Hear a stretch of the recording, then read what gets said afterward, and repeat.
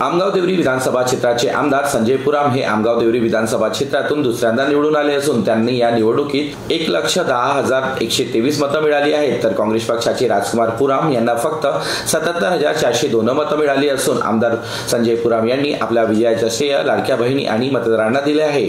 निश्चितच महायुतीचा उमेदवार म्हणून मी संपूर्ण आमगाव देवरी आणि सालेकसा येथील कार्यकर्त्यांचा मनापासून आभार व्यक्त करतो की त्यांनी 2014 मध्ये पण मला या ठिकाणी प्रतिनिधित्व करण्याची संधी दिली होती।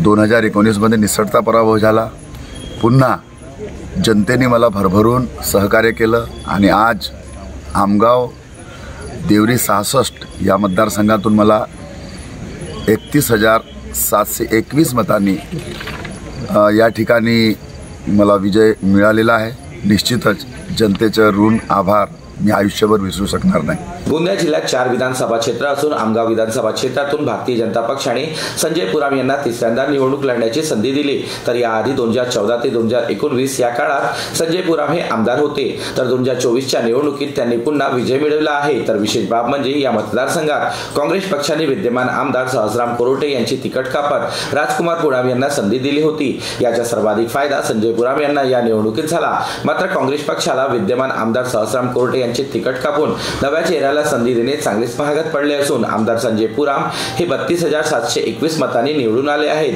तर 2019च्या विधानसभा निवडणुकीत गोंदिया जिल्ह्यातील 4 विधानसभा क्षेत्रापैकी आमगाव विधानसभा क्षेत्रात काँग्रेस पक्षाचे सहस्राम कोरोटे यांनी निवडून येत काँग्रेस पक्षाला जिवंत ठेवण्याचं काम केलं होता, मात्र या निवडणुकीत आमदार संजय पुराम यांनी निवडून येत काँग्रेस पक्षाला गोंदिया जिल्ह्यातूनच हद्दपार केले आहे। जीबी न्यूजचे प्रत्येक अपडेट मिळवून घेण्यासाठी तुम्ही आमच्या चॅनलला लाईक करा, सबस्क्राइब करा आणि शेअर करा, तसंच बेल आयकॉनला सुद्धा प्रेस करा। आपला जिल्हा, आपली बातमी, जीबी न्यूज गोंदिया।